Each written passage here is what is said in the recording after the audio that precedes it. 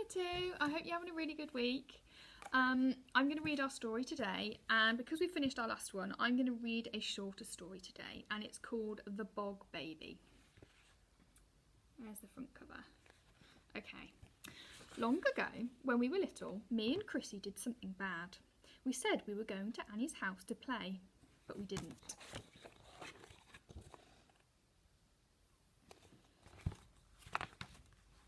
We went fishing all by ourselves, which wasn't allowed. Chrissy said there was a magic pond in Bluebell Wood. It was only ever there in spring. When it rained, it made a huge puddle in the dell, and pond creatures came. We could fish for newts, she said. I won't tell if you won't. So we went.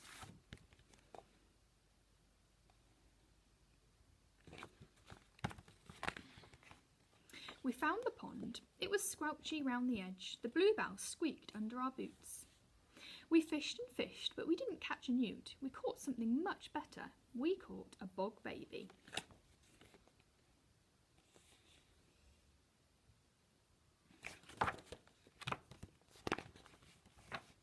He was the size of a frog, only round and blue.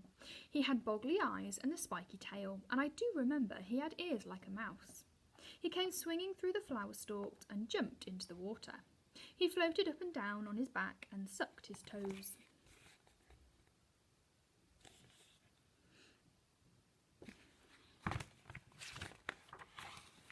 That's when I fished him out. He didn't struggle. He sat in my hand and looked surprised. He was as soft as jelly, like he had no bones.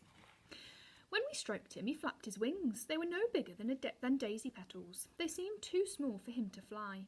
Chrissy said he might be able to fly if we blew on his wings. We blew and blew, but all we did was blow him on the mud. He didn't try to escape. He just sat still with his paws over his eyes.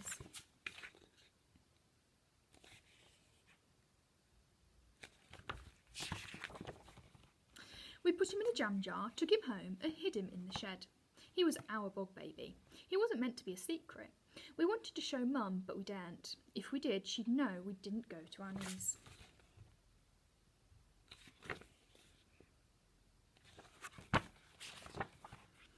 We made our bog baby a beautiful home in a bucket, gravel, shells, clean water. Whenever he saw us, he jumped up and down. We picked him up and played with him. He was very ticklish. We fed him on cake crumbs. We loved our bog baby.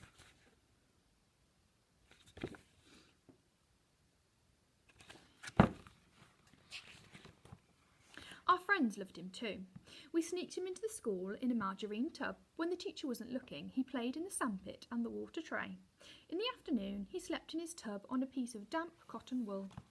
Chrissy made him a collar and lead, and we took him for walks in the field. Once a crow nearly ate him, but we scared it away just in time.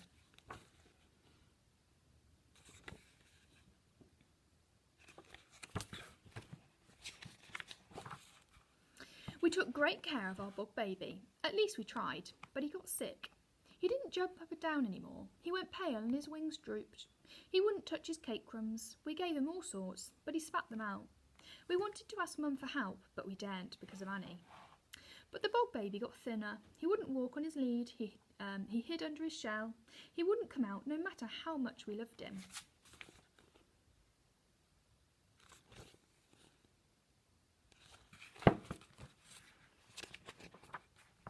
Mum found us in the shed. Chrissy wouldn't say why we were crying. We'd promised not to tell, but I babbled. Mum wasn't angry though. When she saw who was in the bucket, she smiled and her eyes went misty. She said she hadn't seen a bog baby since she was little.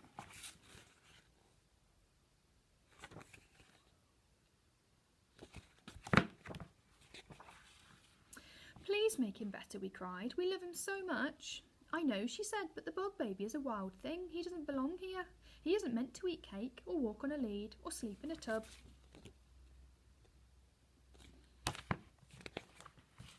She picked up the bucket and we followed her out. If we really loved the bog baby, we had to do what was best for him, no matter how much it hurts. That was real love. That's why we let him go.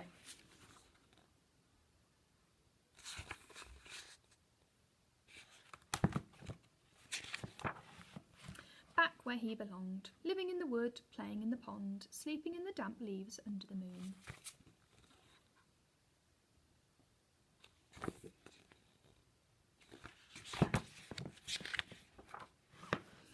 We never saw him again. I think he grew up and had babies of his own. Last spring, my daughter found the magic pond, and guess what she saw?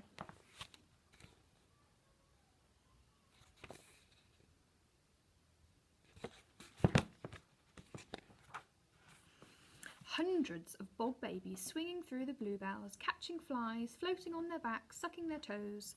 That's what she told me, and that's what I believe.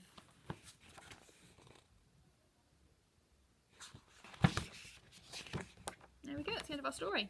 I really hope you have a great rest of your week and have a brilliant day today, and I will see you soon. Bye.